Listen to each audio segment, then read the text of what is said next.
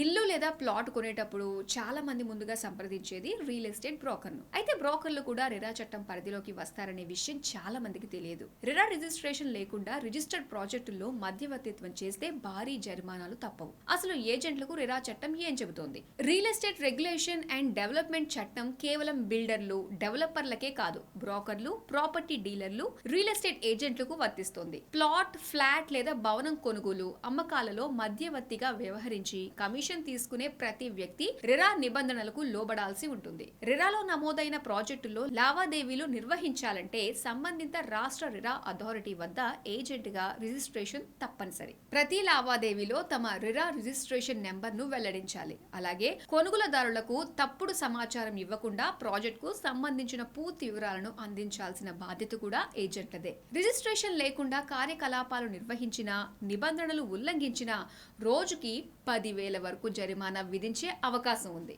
మొత్తం జరిమానా ఆస్తి విలువలో 5% వరకు ఉండొచ్చు. అవసరమైతే రిజిస్ట్రేషన్ సస్పెండ్ లేదా రద్దు చేసే అధికారాలు కూడా రెరాకు ఉన్నాయి. తెలంగాణలో ప్రస్తుతం 5,167 మంది ఏజెంట్లు టీజీ రెరాలో నమోదు అయ్యారు. అందుకే ఆస్తి కొనుగోలు చేసే ముందు సంబంధిత ఏజెంట్ రెరా రిజిస్టర్డ్ కాదా అనేది తప్పనిసరిగా సరిచూసుకోవాలని నిపుణులు సూచిస్తున్నారు.